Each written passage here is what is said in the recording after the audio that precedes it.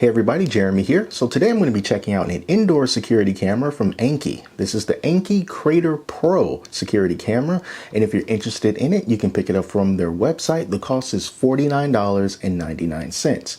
Now this particular indoor security camera is capable of both panning and tilting up and down, left and right. It can track its subjects in real time, and it's also compatible with Amazon Alexa for voice controls. And also, you can run it on either a 2.4 gigahertz Wi-Fi band or 5 gigahertz Wi-Fi band. And as far as storage is concerned, you can store up to 128 gigabytes worth of video footage on the camera using a micro SD card. There's also a cloud storage option that is available, but it is not required.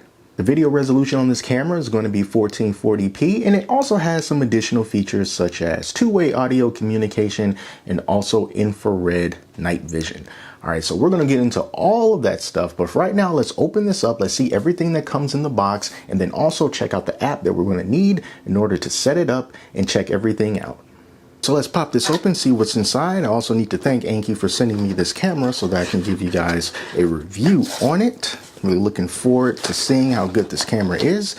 Inside the box, of course, we got the instruction manual, right? Know how everything works. Now we have an actual camera. Let's just take a look at it.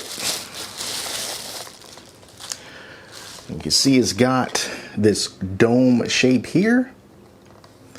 Plastic housing all the way around with the logo right there in front. And on the back, we have a micro USB port, and that's going to be for the power. All right, so we have a box with some hardware in it as well. First thing is going to be our power adapter here. Second thing is going to be, yes, this is the micro USB to USB-A cable. So these three go together. And then we also have some mounting hardware here. We got ourselves a couple of screws and looks like a couple of anchors as well.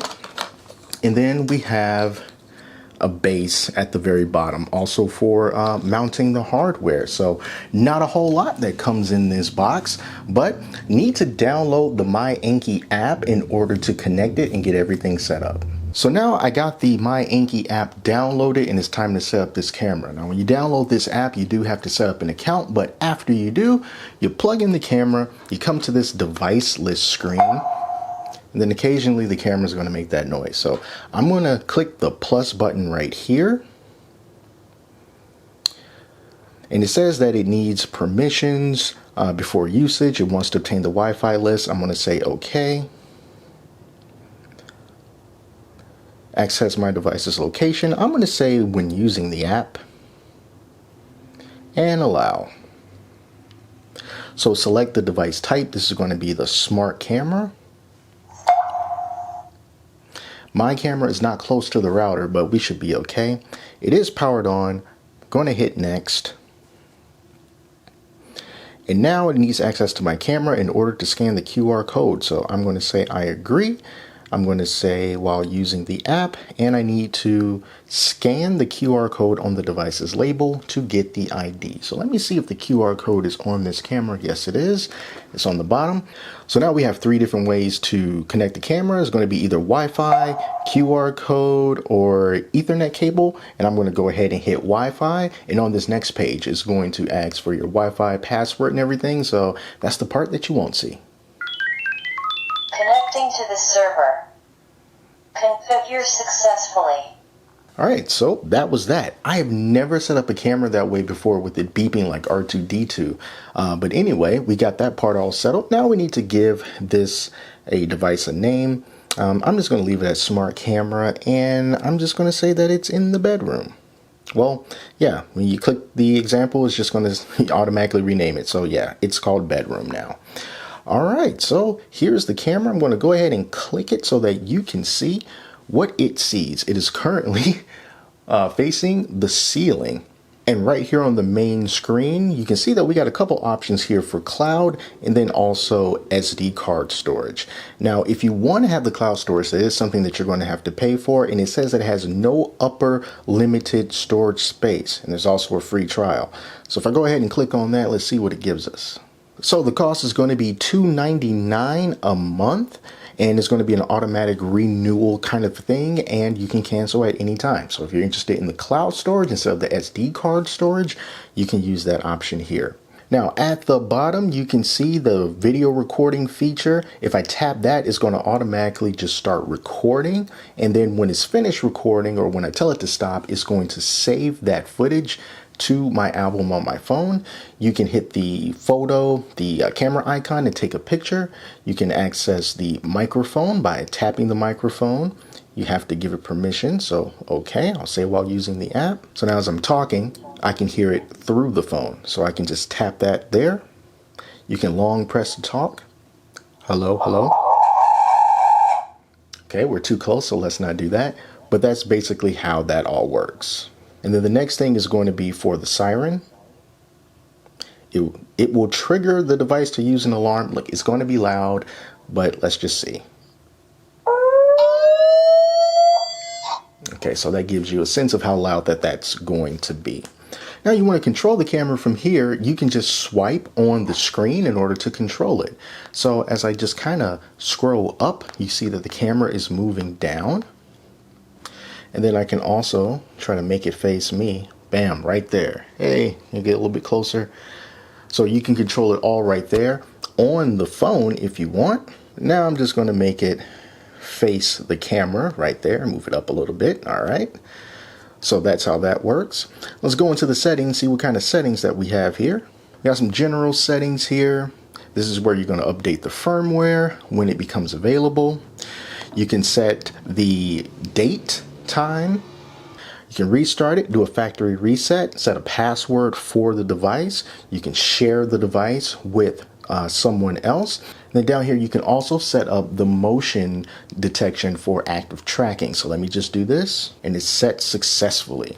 All right, so what I am going to do is see if it is going to identify me and then start to track me.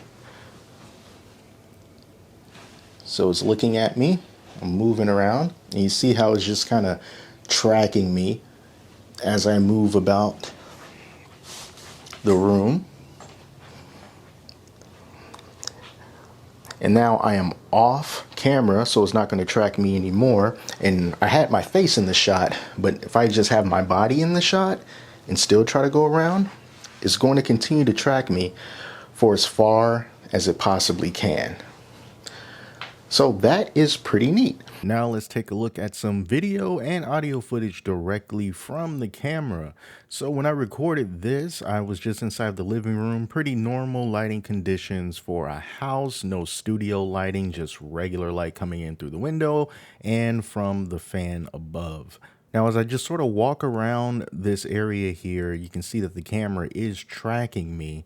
However, I do want you to pay particular attention to the audio, as it tends to cut in and out when the camera is actively tracking.